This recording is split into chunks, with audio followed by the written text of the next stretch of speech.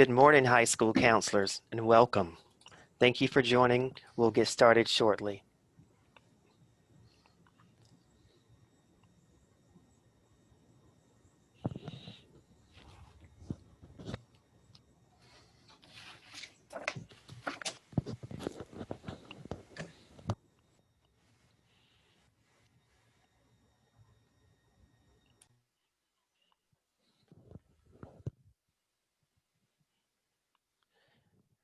Again, welcome high school counselors.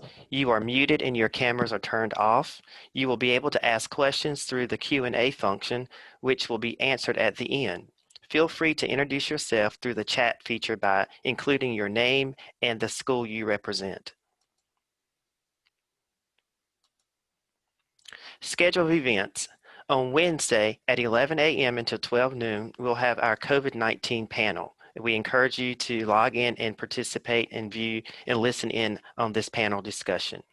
Today's agenda consists of a 9 to 10 a.m. agency panel, and then we have our institution exchanges. At 1 p.m., the public institution exchange, at 2 p.m., our private institution exchange, and at 3 p.m., our community college exchange. If for some reason you're unable to join those exchanges today, you have all week to pop in on the college of your choice.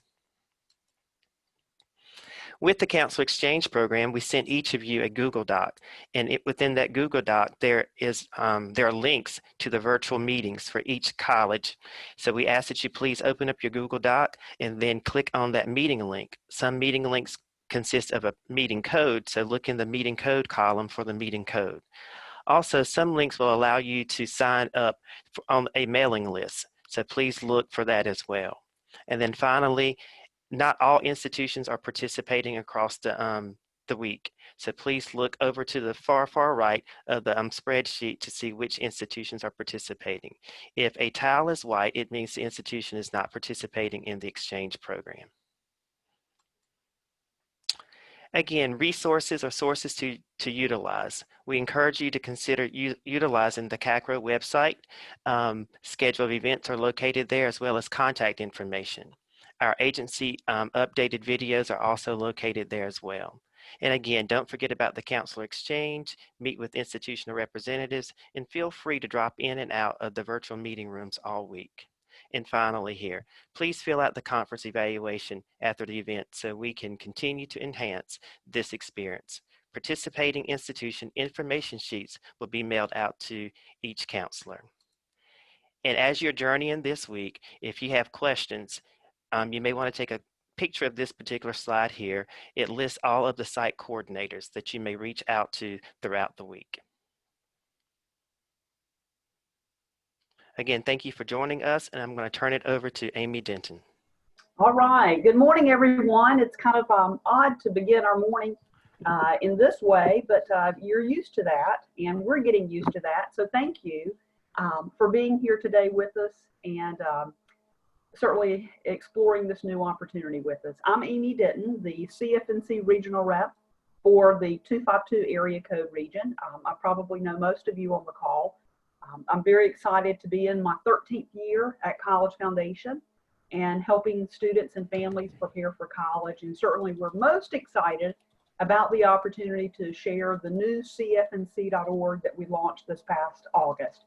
So feel welcome to reach out to us to make sure that you know that we're here to help you with any of your needs as you get through this crazy time.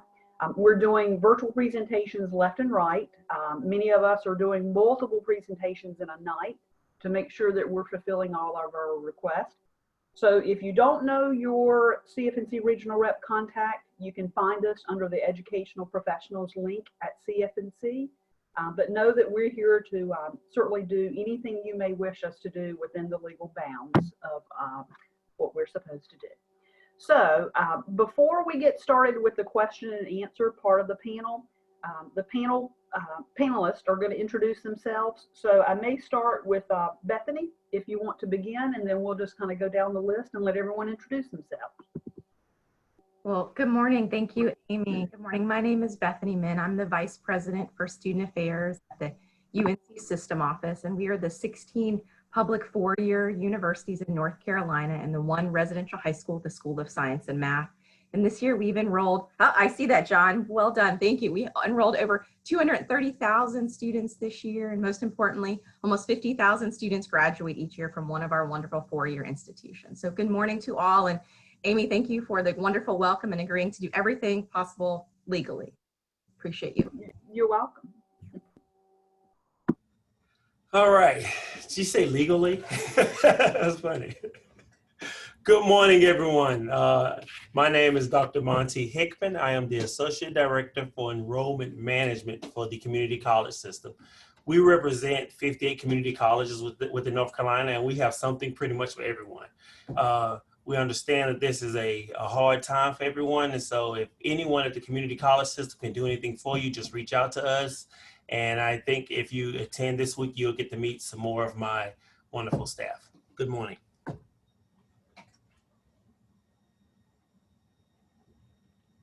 All right, good morning, everyone. My name is John Career, and I'm the Director for the Office of Recruitment at Pitt Community College, one of the wonderful 58 that Dr. Hickman was just referring to a moment ago.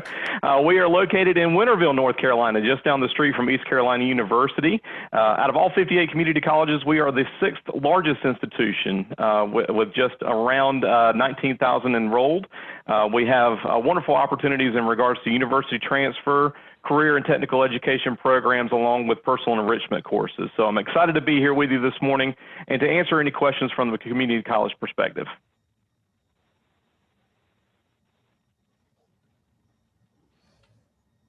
All right, everybody. My name is Daryl Perkins. I am the Associate Director for Freshman Recruitment at East Carolina University, representing our 3 campuses, our historical main campus, our Outer Banks campus in Montiel, North Carolina, and also our health science campus. Good morning, everyone. My name is Darius Ure, and I currently serve as the Interim Director of Admissions right here at Elizabeth City State University. As Bethany mentioned, we also experienced an increase in our enrollment this past year as a UNC institution, and we're definitely thankful for that, and we look forward to sharing more information regarding Elizabeth City State University, as well as other UNC system institutions as well. Thank you for your time.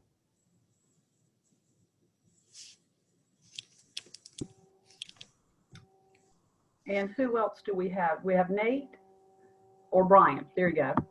Hi, I'm Brian Stanley, Vice President of Enrollment at St. Andrews University in Laurinburg, North Carolina. For the first time in many years, we had growth at our campus. We're excited, and I know we'll be sharing a lot of information about our newest campus opening in Charlotte, North Carolina this fall. So nice to see you all, and thank you for the difference you make with students. Right, thank you, Brian. Have we done all the introductions? Have I missed anyone from the panel? Okay, all right. So many of you submitted questions before, of course, today.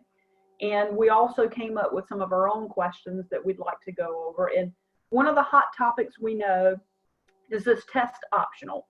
And my niece just last night was sitting down to begin her applications to college, and that was the hottest topic we spent 30 minutes talking about. And she almost drove me crazy. So let's hear from you so that you, the panelists, will be able to share with our attendees today about how they should best advise their students. So here's a question. How can we best advise students about test optional for the upcoming application process? When should a student submit their scores and when should they not? So I'll let whoever wishes to take over that question. Well, I'll begin that. At St. Andrews, one of the things that we have prided ourselves since March is really, from a holistic standpoint, getting to know the students over the phone or via Zoom. I think one of the things they feel like is important is expressing or sharing a little bit more about who they are. So that's an important piece that we have strided ourselves on over the past 6 months and will continue to do this year. We are test optional for this fall. We do, for students who have taken the test, we encourage them to submit them for potential scholarship opportunities, honors opportunities. But one of the things that we feel is important besides essay transcripts and the pertinent information on the application is getting to know that student over the phone or via Zoom and helping guide them. So we're spending 30, 45 minutes with that student and that family, getting to know them. As a private school, that allows us, we're smaller, so we have the opportunity to be able to do that. So that's one of the things that we have strived or really prided ourselves getting to do with these students this year. Thank you, Brian. I will say for the community college system, tests are not part of the admissions process for us, but it's part of the placement process. And John, correct me if I say anything wrong. So I got you. Thank you, appreciate that. So for us, we look at tests as part of the placement in your classes, such as ACT and SAT. We have what we call RODS, and we look at your GPA or your SAT or your ACT test. And we know that some of the students last year and this year can't take the ACT test, so we'll look at the GPA and consider where to place you based on that. For those who took the ACT in 11th grade, we can also consider those scores and placement also. So that's where the testing places with community college. So not really as far as the admissions process, but more so placement. Say for ECU, this year we're test blind for the 2021 school year. So freshmen applying for spring or fall terms will not be required to submit standardized ACT or SAT scores to be reviewed for admission purposes. One of the things that they may want to submit test scores, not for merit scholarships, but for maybe departmental scholarships. And I would say that they will want to submit those test scores as soon as possible.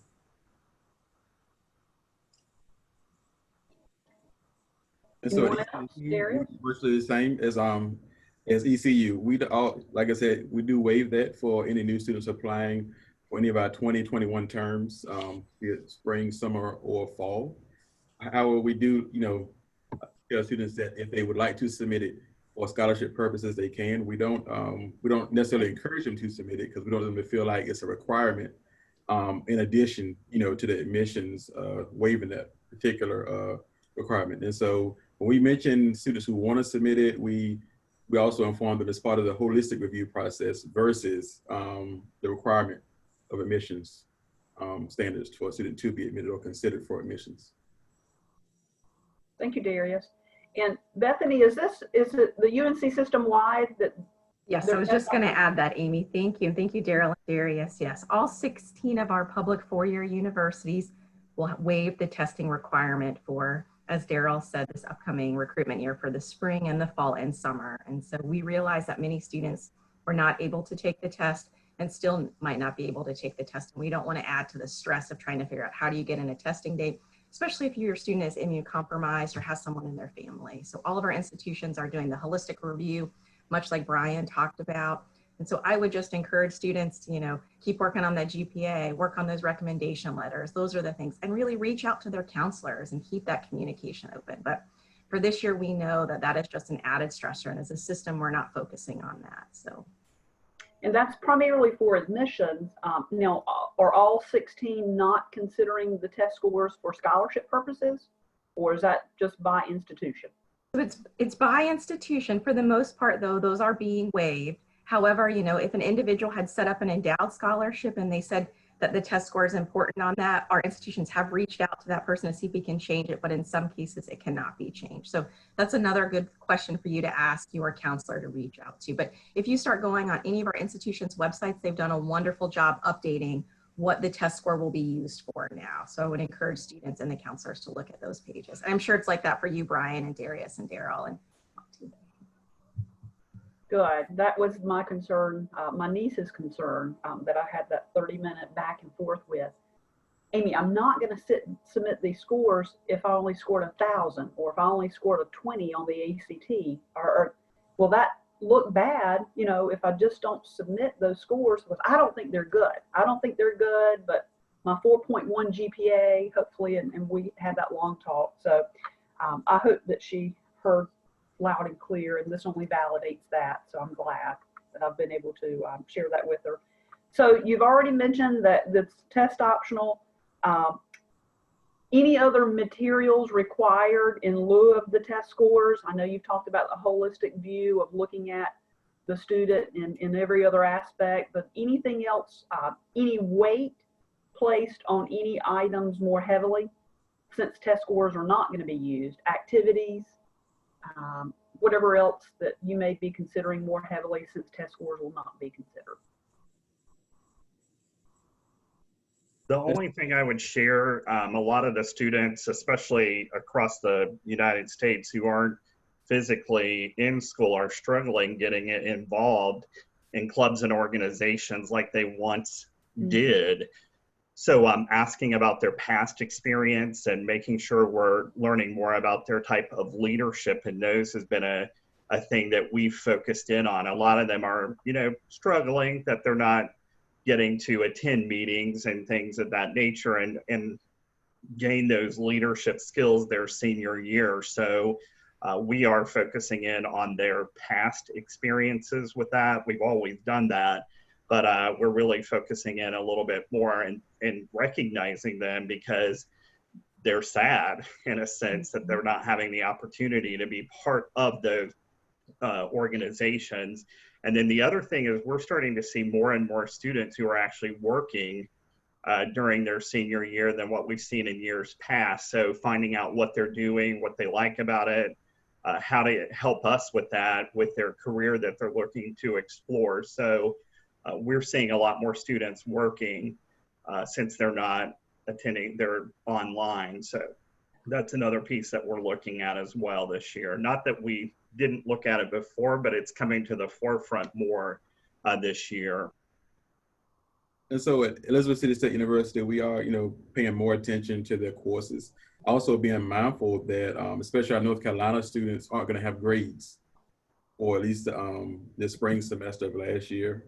I mean, outside of a pass-fail grade, I should say. And so it'll be, no impact to their GPA. So we're factoring that in as well.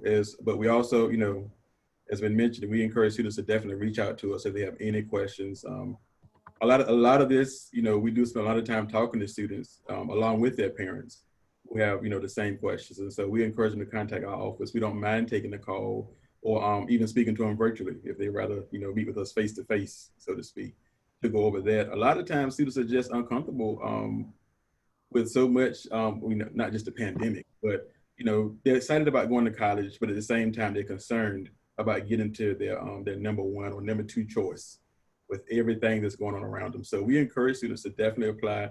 Still put your best foot forward. The pandemic, we don't look at it as an excuse not to put your best foot forward, but we strive to ensure that we are being transparent with the information that we are sharing, regardless of how we are reviewing students for admissions to the institution. I would say I would encourage students to submit their high school transcript as soon as possible. Definitely looking at students making sure that they're meeting MCR. The P grades are grades that will be accepted for qualification for MCR. The W's will not, although P grades won't affect the student's GPA. Again, it does meet the requirement for MCR. So. Good. And Tarek, I see that we have some questions in the chat. Do you want me to read off some of those statements or questions, or would you rather do that? Sure, I can if you would like. So Yeah. the first question in the chat was, so if a student does not report scores to ECU, will they not be considered for departmental scholarships? For departmental scholarships, it's a case-by-case basis. So I would encourage them to submit them if they do have them, and also to complete the application. But it is a case-by-case basis. All right. We have been told to advise students not to send the test scores because unless they are extremely good, they should not submit scores.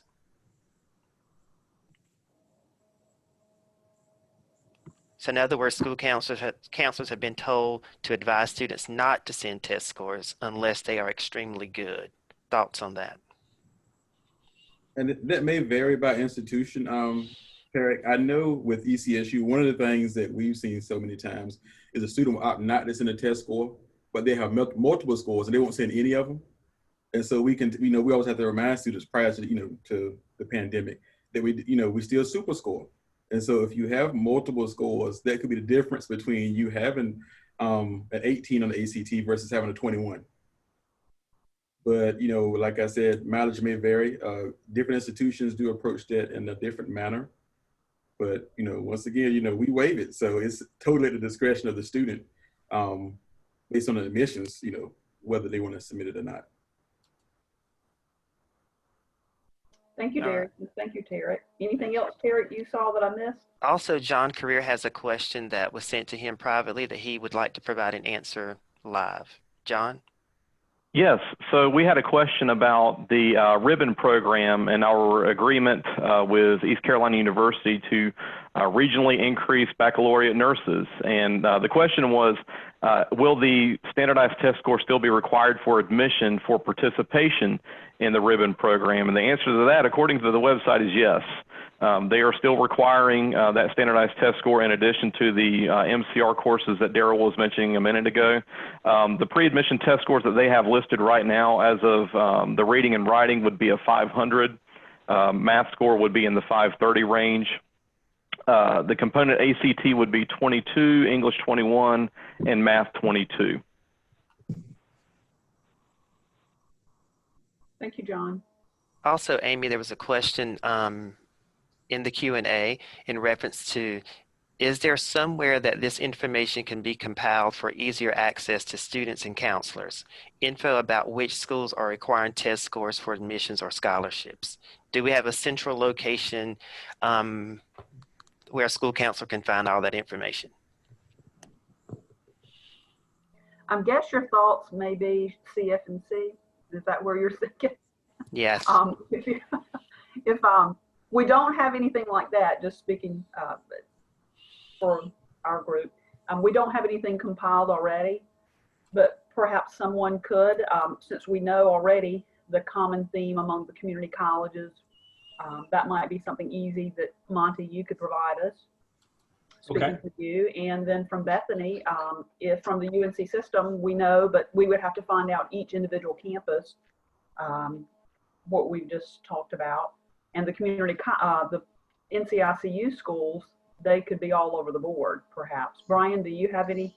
No, I know as part of CACRAO, we all filled out a form that, or a kind of a profile for our campuses for this upcoming year and have submitted those. I believe the counselors will be receiving, and one of the questions that was on the profile that we filled out was in reference to testing for this upcoming year and some additional requirements. So I would think Susie would have, or somebody from the CACRAO group will be supplying to all of the counselors that information.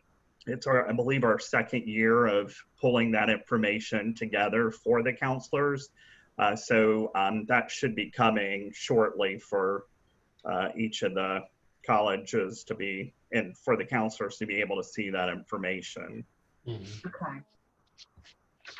So maybe we could get together with Susie, Courtney, or someone afterwards and see what we already have and what maybe we need to compile some sort of document, and see what our folks at CF&C are okay with hosting on our site. Especially with Countdown to College coming up, that could be an easy place to place it too. So I've got a note to look into that a little bit further for you. Yeah, that's maybe something to bring up during our meeting that we have, you know, CF&C internal communications meeting. That may be a good place to bring That's that a good up. idea, Monty. Yeah. So Okay. we can figure out a standardized place to put all this information. Good idea. Good. Well, I'll continue with some of the questions, and then we'll refer back to the Q&A because I see we've got maybe perhaps a few more comments there. What about recommendations? Should students submit more recommendations than allowed, or will schools still read only the minimum required for that test, for that institution, since we are in a test optional state? So more recommendations, or don't do more recommendations? I would say for ECU, again, we're looking at, excuse me, we're looking at the high school transcript. So if a student wants to submit letters of recommendation, by all means, I would encourage them to do so, but they don't need to submit, you know, extra letters of recommendation. So it's not a thing where they need to, you know, submit 3 or 5. If they submit the one with the application, then that's sufficient. Okay, thank you, Daryl. You're welcome. Anybody else? Brian, Darius?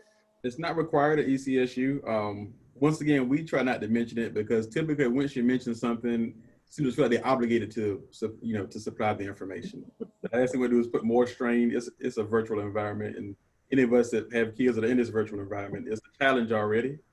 And so the last thing we want is to, and I think about it because my son just sent an email, my 8-year-old son, to his teacher, about something that he needed. And of course he's fussing. He's like, because daddy, she told me she was gonna send it to me this morning. And then it's 3 o'clock and I still don't have the code to get into whatever, And so the last thing, with high school students want to try to track down somebody to get a hold of the recommendation letter, be it an educator or somebody else outside of the school system. So, we encourage students that it's a good idea to have recommendation letters prepared for scholarship reasons. Because most scholarships are going to look at their recommendation letter more so than I know we will at ECSU when it comes to an admissions process. If a student, if there's some issues on their transcript, definitely, if they're concerned about their grades, any significant grade fluctuations, definitely, we may ask for it then. But in those cases, those extreme cases, which are rare or, few and far in between, we will contact the student directly regarding that information.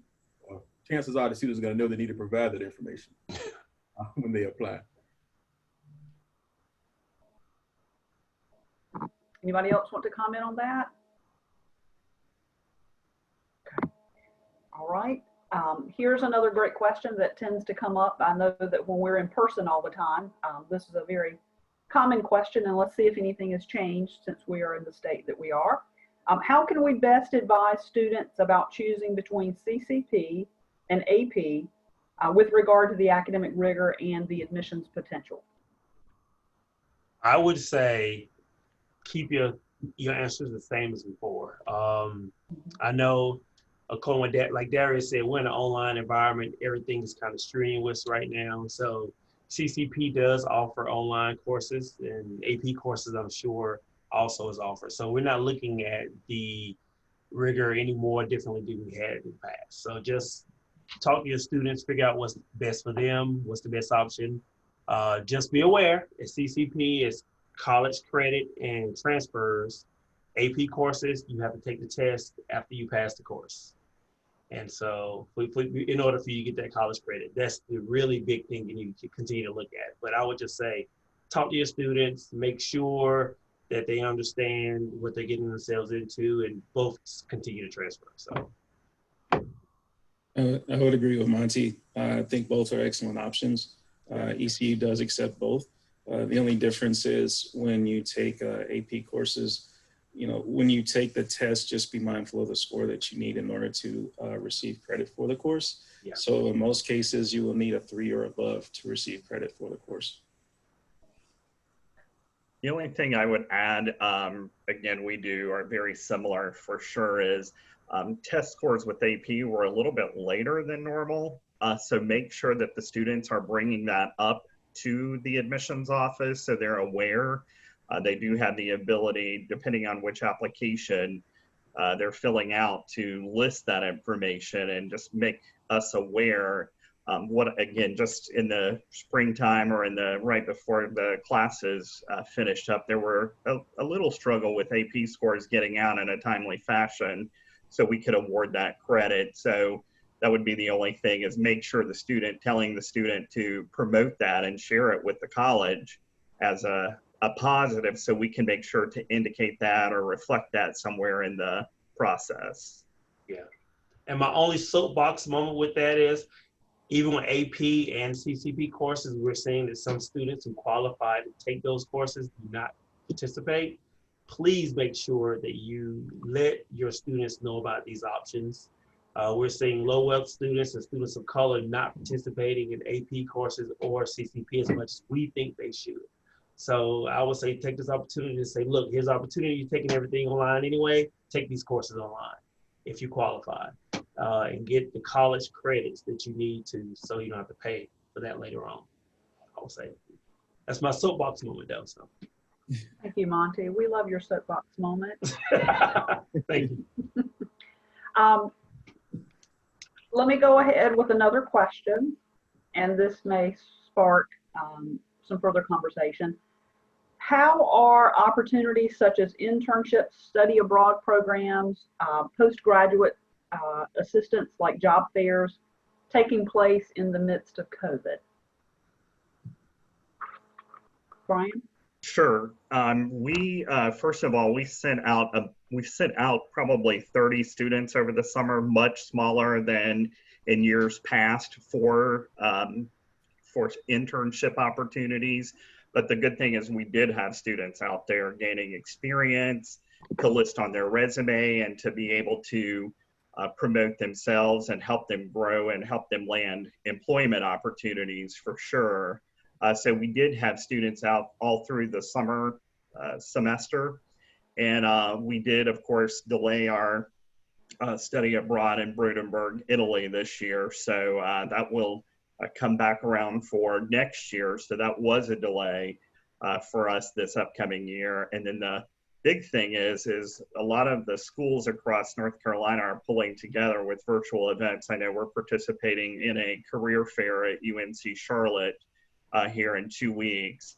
And so the great thing is that college systems are pulling together here in North Carolina to allow our students to have exposure, probably more exposure than what they may have had with the companies coming to our campus virtually, and hearing about the careers, hearing about the career opportunities, and seeing what employment opportunities are out there. So we're excited. Our students are excited. We're in a rural area, so getting large companies from Charlotte or from Raleigh was a challenge. So for our students, we're seeing this as a great thing and being exposed to more companies than years past because of that. So. So for ECU, obviously we're following UNC system guidelines as it relates to travel, but in terms of any sort of health or career fairs, we encourage our students to work with our career services department, which they're still hosting appointments virtually. And we're still going to host 2 big job fairs in October, and those will be virtually as well. And that's our job and internship fair, and also our health and wellness career fair. Yeah, the same focus here at ECSU. Everything is virtual as possible. Of course, I mean, study abroad is a totally different animal in and of itself. However, everything else we do offer virtual, from our internships to, even what we do from a mission standpoint. I think Brian, he really, hit the nail on the head. We cover so many events virtually. I'm pretty sure, we've managed to cover more college fairs virtually than we've ever done in my 15 years here at ECSU, with actual physical travel season. So, but yeah. Good. Bethany, has the UNC system taken any stance on study abroad or whatever for all the 16 campuses, considering?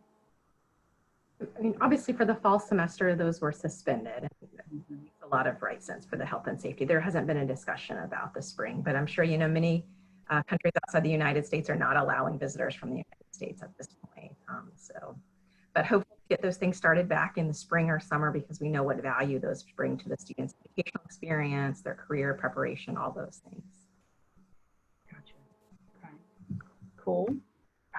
Tarek, I'll pause for just a moment. Is there anything in the Q&A that we need to address? Yes, ma'am. I have a question here or a comment. According to NC State and UNCW, they have said, do not send, it just went away.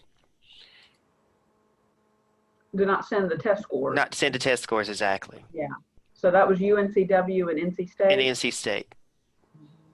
Does that seem to be a common theme, Bethany? I'll put you on the spot again from a UNC system perspective. Does that, have colleges been instructed to tell counselors, to tell kids not to send test scores, or is that just their observation of it's better not to?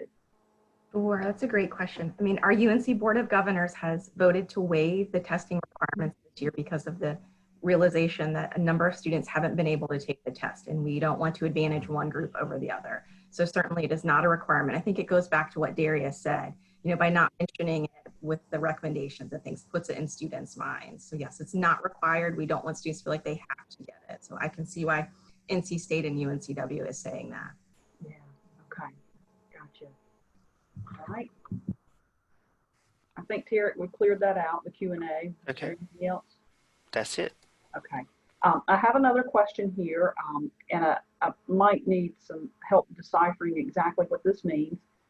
How will the college system evaluate seniors graduating in 2021 with school systems using virtual platforms for learning? I think we've already talked about this a little bit.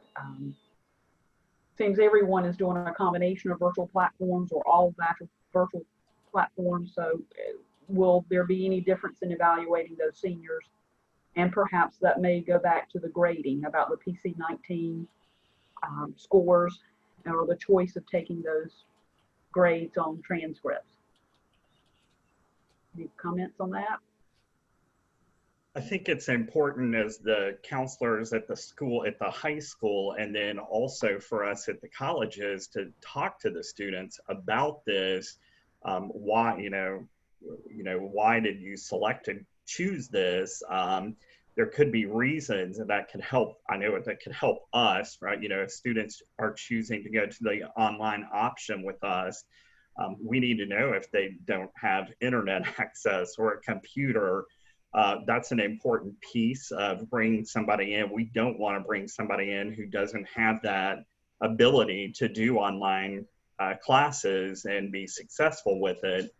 So having that conversation about those classes can be important for us to direct them or to guide them on which path is better. Again, we offer online as we're here in seat at the campus. So it's a conversation that we're having with the student to see which one is going to be better for them. So it's not necessarily changing our acceptance process, but it's helping guide which path is going to maybe be a better solution for them in the long run. So that's where that's coming into play. We've not seen a lot just yet come in with that listed on the transcript at this point. So we've not had a tremendous amount of conversations at this point, but I know that it will be important as we go through the year for sure. Yeah. And I'll definitely, as I keep saying, we're cognizant of this, that some students, it's beyond their control, the virtual environment.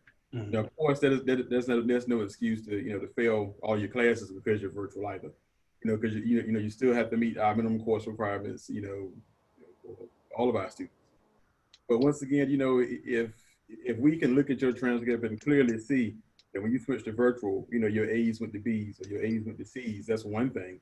But if we look at it and see that your C's went to D's or C's went to, not receiving credit, that's a totally different, that's a totally different approach. But once again, as Brian, said, we encourage students to reach out to us. If you're sincerely concerned about your grade or your GPA taking a hit, based on how you did in the with this new virtual landscape, we're very approachable. We try to be at all the UNC institutions. I believe I can speak in that regard. But at the same time, we're all on the same boat together in this virtual landscape. A lot of this was new to a lot of students, but in that same breath, we look at it to see how some students navigated that. Because once you get to college, even post-pandemic, whenever that time arrives, there's still going to be some virtual coursework that would need to be done. One of the things that, if we're working with students, especially during this semester, if they're in danger of not meeting MCR, we'll work with them. And in those cases, it may require some virtual learning, if they, weren't familiar with it prior to. But, like I said, we're cognizant of it, but still reach out if you have any questions.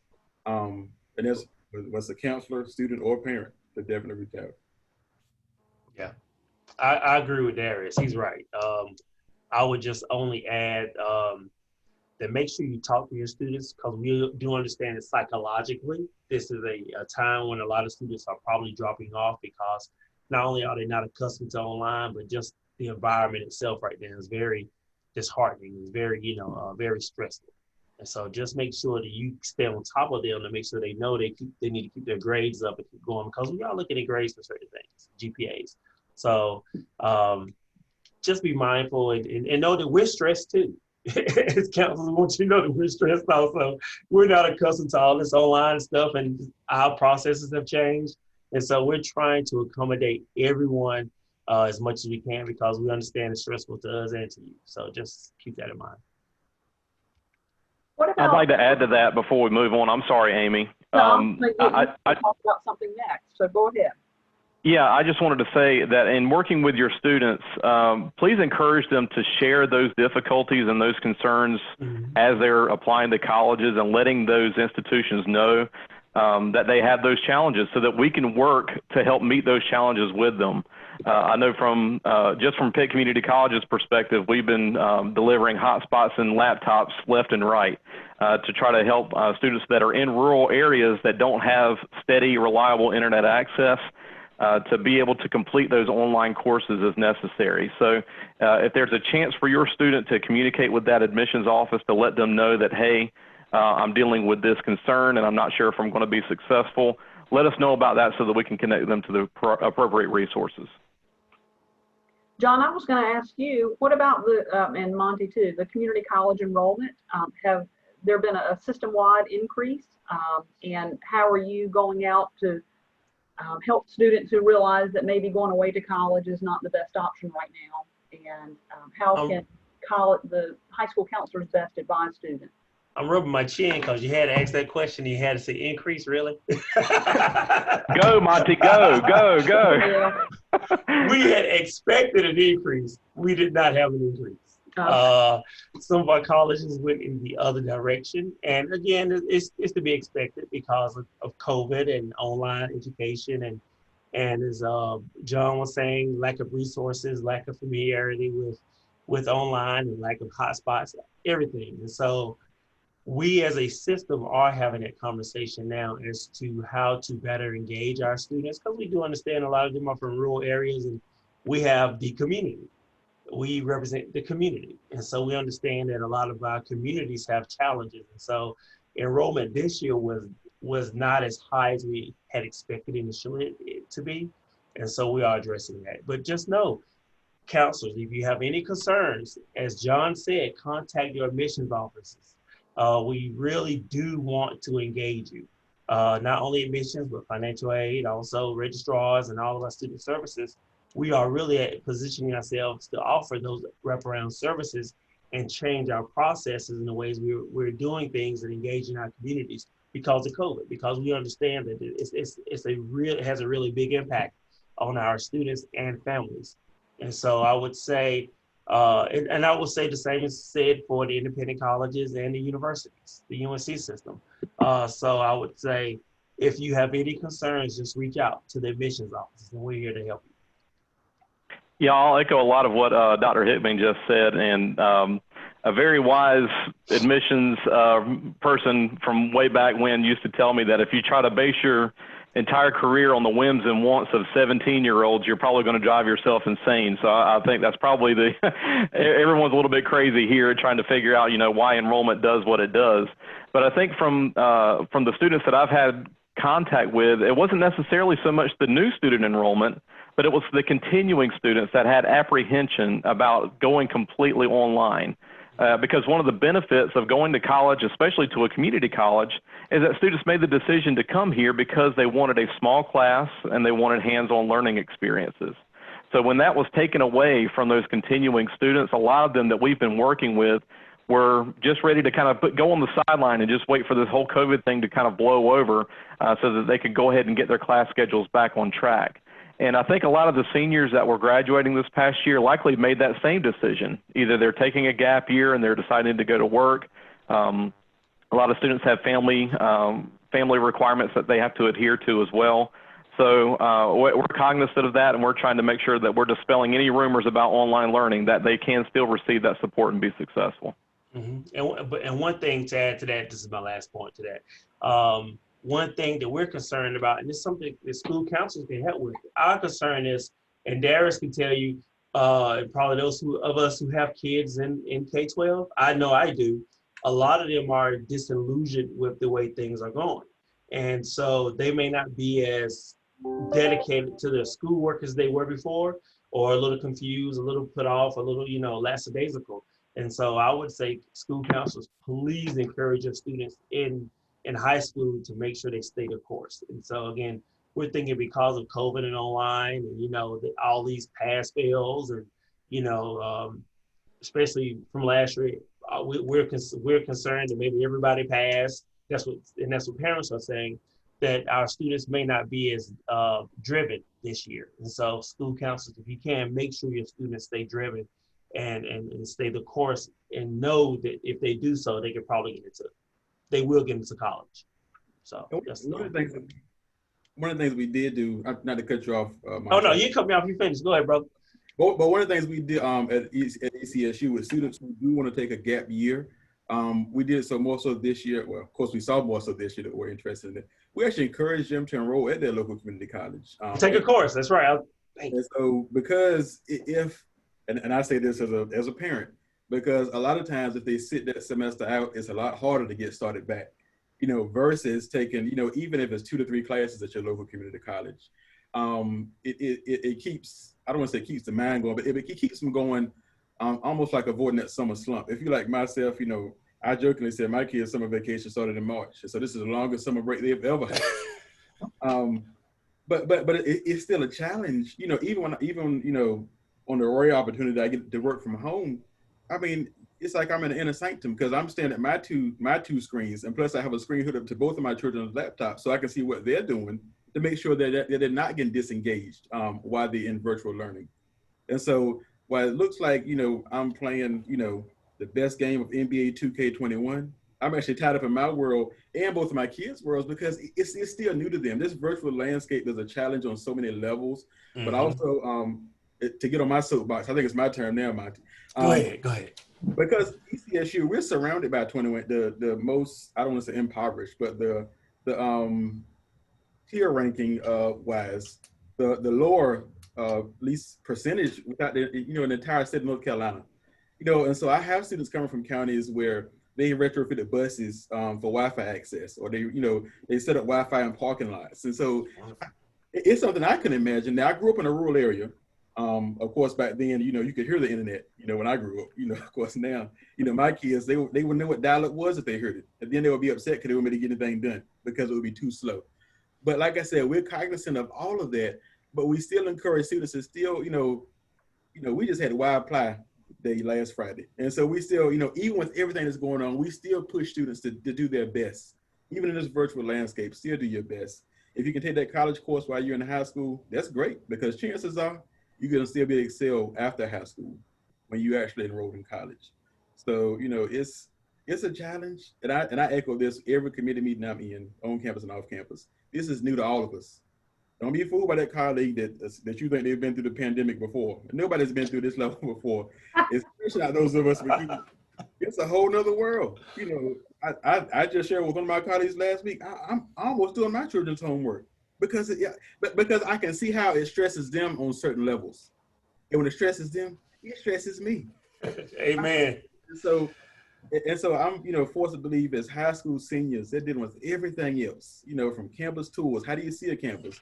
Virtual tours are great, but, as one of my colleagues mentioned, you take away that feel of being face-to-face, of actually being in front of somebody. And so from a university and especially residential campus standpoint, like many of us, we still have to, prepare ourselves to ingest new students who've been in a virtual environment for almost the past year and a half of high school, and now they're face to face and seeing people, and it's like it's okay to go out, go out into the in now, into the out now, and they're trying to figure out, well, I want to go to college, but if it's going to be virtual, then is it really like going to college? Like I said, right, yeah. All those things. So as you said, Monty, it's stressing all of us out. Right. When last year, all of my hair was black, and I didn't even have a beard. And that was one of the questions that we had come in. What about, will campuses get back to a live open houses or campus visits by the spring? Will we begin to see more of that? Where are your stances right now? I know ECU is doing live on-site visits, right? Right. ECU is hosting on-campus visits, and we are obviously implementing best practices as it relates to those visits. So we've limited the size of the tours. We're taking temperatures. Guests have to submit a survey that we send out. So we're doing, and we're providing masks. So we're doing everything that we need to do to make sure that we're providing a safe environment for prospective students and families to tour campus. At ECSU, V is for Viking and virtual. We unfortunately would not be doing face-to-face tours, at least for the fall. And we're still planning by ear for the spring. We're doing a virtual open house next month as well. So we've kept, by and large, we've kept it virtual just because it's a smaller campus and with a much smaller admission staff, and it becomes more of a challenge. We're trying to accommodate, and still, maintaining, social distancing and safety of the faculty, staff, as well as students. And so we maintain virtual. We offer a lot more one-on-one virtual sessions. So if parents want to do a virtual session, we offer that as well. I will also go so far as to say, now this is one of those things that it really varies amongst us UNC institutions about what we're going to offer, be it virtual and in person or face-to-face.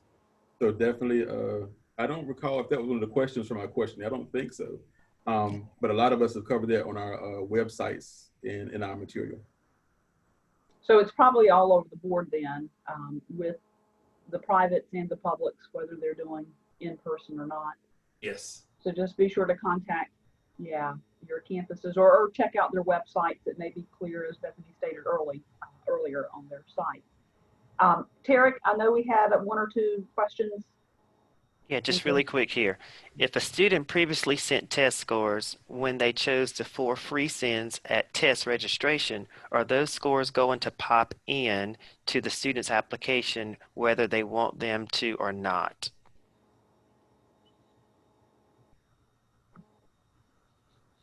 At ECSU, if they send an official test score and we can match it up with their application, it's going to be matched up with their application. Because otherwise, we're looking at deleting information from application, which is, something that we're not, currently doing. However, if a student has a concern about their test score, once again, we encourage them to reach out, and so, if they apply and they got a 4.1 and they got a 15 on the ACT, that's probably a good reason to reach out, to explain how did you get that 15, or, either way, we're not going to factor it in, to that admissions decision at Elizabeth City State University. I think ACT with their transition in, I think it was early spring, to moving test scores online for them versus mailing them, we're seeing more come in. I think we got our first batch this past week. So we are merging those with the applications that the student listed us and adding it to the application. And that's a big change for ACT because they always mailed that information in. So we're actually excited. It's making our process a little bit easier than what it's been in years past with that. So that was a positive change from that standpoint, but we are matching if we have that student's application on hand. Also, just a piece to kind of tie into that as well. I'm glad you mentioned that, Brian. I think ACT and College Board both added a functionality for institutions to be able to search for test scores if a student did send it. So just something to kind of keep in mind that that you may or may not want to share with the student, if they're concerned about that. I would think it would also help you as a counselor. I know we reach out a lot to you and ask for this information from time to time. So hopefully that new process will allow you to focus on the transcript, or someone with your team to focus on the transcript versus always having to pull. Now, I'm sure we'll still have that for a tad bit, but hopefully that will expedite that process with their transition to the ACT scores coming automatically in if the student listed us. All right, the next question. Does it benefit a student to self-report passing AP scores as part of their application? I would say the answer, I don't know from a standpoint if it helps in the acceptance decision with us. What I would share with is it helps us with, are they considered for honors? What courses, if they know that this is the location they want to come to, it helps us know how to schedule them for classes and making sure that they're not paying for a class that they've earned with their AP score. So it doesn't, for us, it's not necessarily part of the acceptance process, but it can save them time and money, which I think everybody, that's a big piece of college right now. So that's where I think it's a benefit, self-reporting or bringing it to our attention so that we don't schedule them for a class that they've already got credit for, potentially have credit for. And we're about 4 till 10. While I'm thinking about it, let me remind you all to continue to please share with your students and parents the virtual panels and information sessions on the CACRAO website, the CACRAO.org. And we have, of course, we're going through October 9th. So I think that's the date. So we have plenty of more sessions that you can sign up for. And all of the ones we've already had have been recorded and they're posted on the CACRAO website there as well. So feel welcome to go back and view any sessions that you may have missed and you find a topic that may be of interest to you. We were very fortunate to get this statistic from StriveScan, I believe last Friday. We had over 10,000 registrations and one of the highest amount of registrations of all the different various groups of similar to CACRAO that StriveScan has worked with. So we're very excited that you've done your job too, and we've tried to do our job promoting those. So continue to do that, please. And this may be something that we're on to a new pathway with CACRAO versus in person. It's kind of sad that we don't do in person, but these virtual ones are very intense. They're very focused, and I think students and families are getting a lot of information from it. I hope so. And Amy, Mm-hmm. also someone asked about if we could talk more about the virtual meetings with the counselor exchange program this afternoon. Yes, go ahead. Mm-hmm. All right, so for counselors, if you received an email from me, in the email, there was an embedded link for Google Doc. Go to that Google Doc, and that Google Doc has all the colleges or participating colleges listed there. There's a column for the virtual meeting link. Click on that meeting link, and some schools may have a waiting room, so you may not get in right away, but they will let you in. And some schools also have a password for access as well. You have all week to pop in. For the public is at 1 o'clock, for the private is at 2 o'clock, and for community colleges is at 3 o'clock. If you have additional questions, feel free to send me an email at coxta@ecu.edu. All right, thank you, Tarek. Let's see, I think, did we just get that question answered about the agency updates this afternoon, the link? Okay, yeah, I think you got that. You shared that, Tarek. There was a question for Bethany. So if a senior took the ACT, SAT last year and put down the score to be sent to several North Carolina colleges, are they going to be looked at too, even if they now wish they had not sent them? Thank you, Tarek. Appreciate that one. I was trying to type it in the chat. It wasn't fast enough. Okay. So for many of our UNC system institutions on the application, you can check, yes, I want my score reviewed. No, I don't. So that's one way to take care of it right there quickly on the application. The other way, as like Darius said, is to go ahead and reach out to the and say, I didn't realize this wasn't an option. I don't want that score considered. And that will easily take care of it also. So you can either do it on the application or by sending the counselor. All right, Amy, I'm confused about the agency updates this afternoon. Was there a link for that? I believe the agency updates were videos or are videos. Right, they were correct? pre-recorded videos. I think that was sent to all the counselors, perhaps by Susie with CACRAO in advance. I'm not sure the delivery method, but I know they were shared with counselors in advance of what I've understood today. So they could watch them at any time. So I'm sure they're still available if anyone needs that. We probably can shoot that back out again with a link for each of the agency updates. And Susie is responding now. Posted to the CACRAO website. They will be posted to the CACRAO website. So if you want to go and view them, you can do that via cacrao.org. So good. And that was the lovely chime from someone's computer or perhaps my own, that it's 10 o'clock. Thank you, Susie, for providing that in the chat, the address there. I will remind someone, unless someone else has some burning questions or lasting comments, don't forget, Countdown to College is coming up next month. We're just so many days, 9 days away from October 1st. And we are continuing to post more information on the Countdown to College page and site at CFNC. The list of the colleges may be already posted. I haven't gone out to physically check that. But we're very excited this year that we have 37, 38, maybe potentially as many as 39 of the private and the UNC system campuses waiving the fees. Remember, of course, you know that community colleges are free year-round. ECU has chosen to waive the fee again this year. UNC Asheville has come aboard from the 16 UNC system schools. And continuing, we will have most of our HBCU campuses waiving the fees. So we're very excited about that opportunity, and just look for more information on the website. Any other comments? Or Tarek, did I miss anything in the chat or the questions that I didn't? I think we're good now. Okay. Panelists, anything else you would all like to add or say?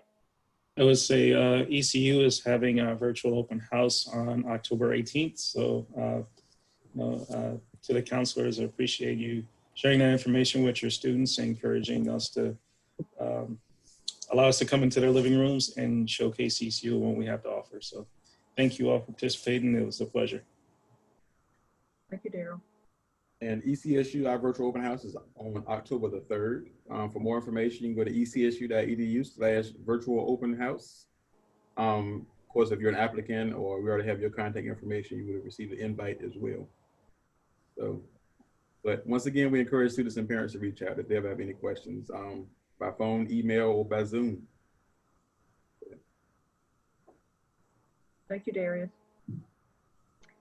All right, Tarek, I'm gonna turn it back over to you if we need to wrap this up. All righty. Again, thank you, high school counselors, for participating this morning. And feel free to send us an email if you need additional information, and have fun with your counselor exchange program. Thank you. See ya.